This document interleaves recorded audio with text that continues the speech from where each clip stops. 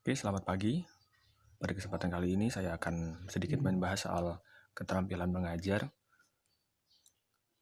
Pada materi ini saya akan membahas tentang seperti apa keterampilan mengajar itu dan apa saja keterampilan yang harus dimiliki oleh seorang guru ketika mengajar dalam suatu kelas. Oke, guru harus memiliki keterampilan dalam mengajar agar kegiatan pembelajaran berjalan lancar, efektif, dan efisien sesuai dengan tujuan pembelajaran yang diharapkan. Lalu, apa saja yang ada dalam proses pembelajaran itu? Nah, proses belajar mengajar merupakan proses interaksi dan komunikasi, yakni antara guru, materi, dan siswa. Guru menyampaikan materi dan akan diterima serta dicerna oleh siswa. Nah, di sini kita lihat kompetensi guru itu ada apa saja. Yang pertama adalah kompetensi pedagogik. Kedua adalah kompetensi profesional, kompetensi personal, dan kompetensi sosial. Nah, ada 3 hal yang harus dikuasai guru. Yang pertama adalah materi. Kedua, strategi penyampaian materi. Yang ketiga adalah keterampilan dasar mengajar. 3 hal ini harus dikuasai guru dalam penyampaian sebuah pelajaran di dalam kelas. Kemudian, keterampilan dasar mengajar itu apa saja? Nah, yang pertama adalah bertanya, memberi penguatan, mengadakan variasi, kemudian membimbing diskusi kelompok kecil. Yang kelima adalah menjelaskan. Keenam, membuka dan menutup pelajaran. Yang ketujuh adalah mengelola kelas. Yang kedelapan adalah keterampilan mengajar kelompok kecil dan perorangan. Baiklah, mari kita bahas tentang keterampilan bertanya. Keterampilan bertanya yang dimiliki oleh seorang guru atau pengajar dibagi menjadi 2. Keterampilan bertanya dasar dan kedua adalah bertanya lanjut. Pada dasarnya, keterampilan ini mengungkapkan pertanyaan yang secara jelas dan singkat, kemudian pemusatan perhatian dan penyebaran pertanyaan, kemudian dengan cara memindahkan giliran antara siswa satu dan siswa yang lainnya, lalu dapat juga dengan cara memberikan waktu berpikir, selanjutnya memberikan tuntunan, yaitu dengan cara menyederhanakan pertanyaan. Sehingga jika ada siswa atau murid yang tidak memahami tentang pertanyaan yang kita ajukan, maka kita harus menyederhanakan sehingga dapat dimengerti oleh siswa yang kita maksud. Kemudian adalah bertanya lanjut. Apa yang dilakukan ketika kita memiliki keterampilan bertanya lanjut, yaitu mengubah tuntunan kognitif, lalu mengatur urutan pertanyaan, menggunakan pertanyaan pelacak, kemudian meningkatkan interaksi. Jadi, kemampuan atau keterampilan bertanya lanjut ini kita gunakan untuk hal-hal yang lebih lanjut lagi, sehingga kita bisa mengetahui kedalaman kemampuan siswa atau pengetahuan siswa lebih lanjut lagi agar bisa mendapatkan cara atau metode atau strategi yang sesuai dengan kondisi siswa atau kelas tertentu. Nah, kemudian yang kedua adalah keterampilan memberi penguatan. Kita melakukan hal ini atau keterampilan ini dengan 2 cara. Yang pertama adalah secara verbal, yaitu diucap, dan secara non-verbal dengan cara, contohnya dengan gerak mendekati, mimik, dan gerakan badan, serta sentuhan. Bagaimana kita melakukannya? Yakni dengan cara yang hangat dan antusias, bermakna, jelas sasaran, kemudian segera dan bervariatif. Begitu. Nah, kemudian keterampilan ketiga adalah keterampilan mengadakan variasi. Variasi yang dimaksud adalah ada 3 jenis. Variasi gaya mengajar, variasi media dan bahan, dan variasi pola interaksi.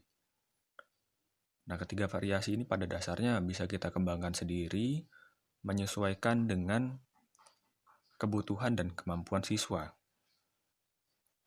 Dari mana siswa itu berasal, berapa umur siswa, dan jenjang tingkat pendidikan siswa, kita harus mengetahui dan menyadari itu semua, sehingga variasi tersebut bisa sesuai. Yang keempat adalah keterampilan membimbing diskusi.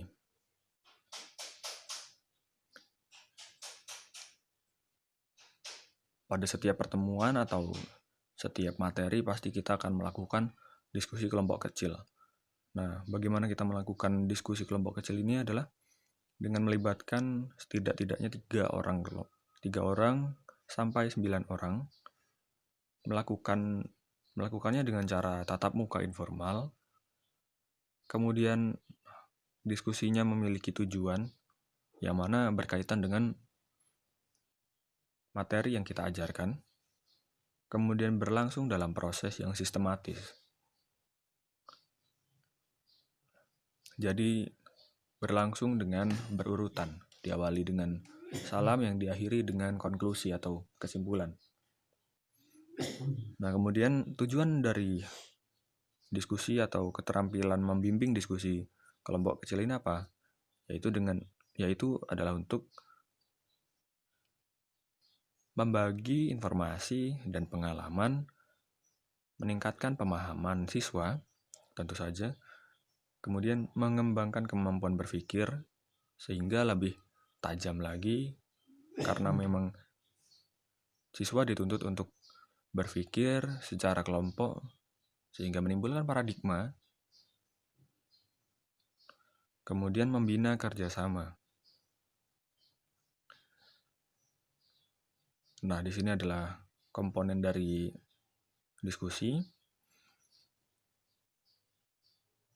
yakni yang pertama adalah memusatkan perhatian, memperjelas masalah, menganalisis pandangan siswa, menyebarkan kesempatan berpartisipasi, menutup diskusi.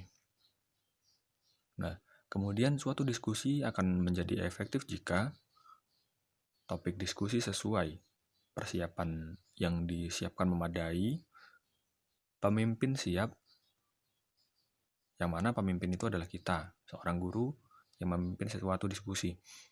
Kemudian kelompok berperan aktif.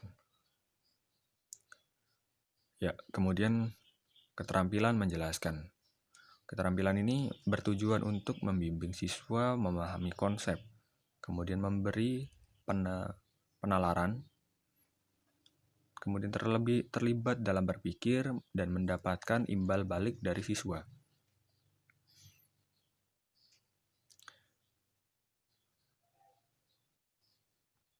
Saya rasa keterampilan menjelaskan ini adalah keterampilan yang paling dasar yang harus bisa dimiliki oleh seorang guru, setiap guru, sehingga dapat menjelaskan materi secara objektif, secara lugas dan jelas tentunya. Kemudian nomor 6 adalah keterampilan membuka dan menutup pelajaran. Tujuan dari keterampilan hal ini adalah untuk memberi motivasi, menjelaskan batas-batas tugas, memberitahu hubungan materi, dan mengetahui tingkat pemahaman.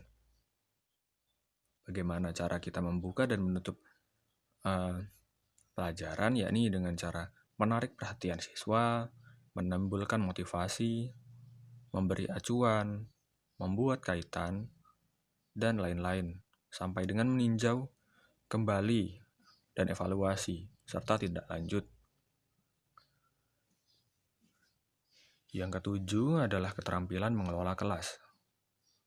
Di sini yang dimaksud mengelola kelas adalah menciptakan kondisi belajar secara optimal, yakni dengan cara menunjukkan sikap yang tanggap, membagi dan memusatkan perhatian kelompok.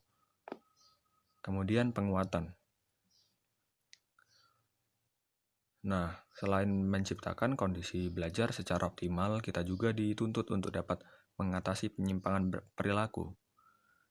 Yakni, kita harus menemukan dan mengatasi tingkah laku yang bermasalah, kemudian memodifikasi tingkah laku tersebut.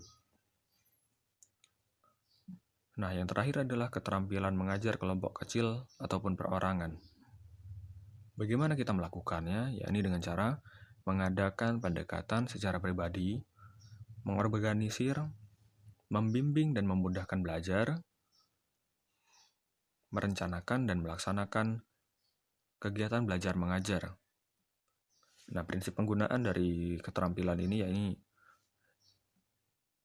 dengan cara guru mengenal siswa secara perorangan, membantu siswa menilai kemajuan sendiri, dan pengorganisasian yang bervariasi.